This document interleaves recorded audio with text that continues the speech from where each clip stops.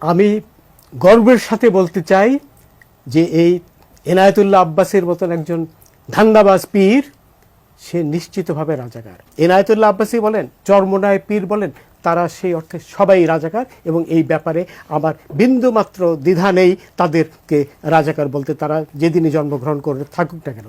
এবং সাইদির ব্যাপারটাও এসছে, দেখুন আমার আজকে আমরা সাইদি প্রসঙ্গটা আলাপটা না করি। আচ্ছা যাই হোক, আমি সাইদিকে ফাঁসি দিয়েছিলাম, শুধু এইটুকুই বলি। তোমাদের পয়সা দিয়ে দেবো। আচ্ছা ঠিক আছে, ওই পয়সা আমি দেবো, আমার ভাই বোন দেবে, আমি দেবো। আমরা আমাদের পয়সার কোনো প্রয়োজন নেই, ঠিক আছে? আপনি যদি সেফটি মানে ফালতু লোক 2 টাকা এগো না, ফালতু লোক। আমি এই দেশে এত কষ্ট করে এসেছি কি বাংলাদেশে ফেরত দেওয়ার জন্য? জি না জানে না। আচ্ছা ঠিক আছে। বিচারপতি শামসুদ্দিন চৌধুরী মানিক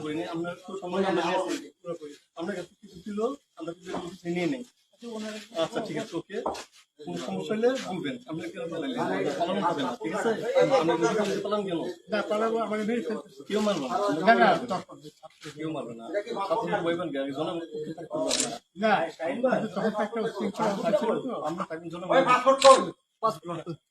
পাসপোর্ট ওই ব্যাগের ভিতরে দেখেন তো আছে কিনা, পাসপোর্ট ওইটা নিয়ে আমি ই করতেছি নাকি? পাসপোর্ট তো হারিয়ে গেছে বলছে।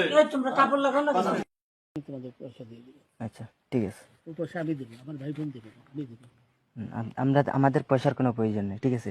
আপনি যদি সেফটি মানে ফালতু লোক 2 টাকা এগো না, ফালতু লোক। আমি এই দেশে এত কষ্ট করে এসেছি কি বাংলাদেশে ফেরত দেওয়ার জন্য? জি না জানে না। আচ্ছা ঠিক আছে।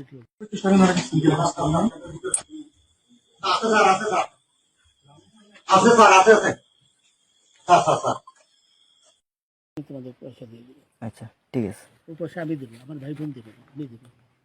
আমরা আমাদের পয়সার কোনো প্রয়োজন নেই, ঠিক আছে? আপনি যদি সেফটি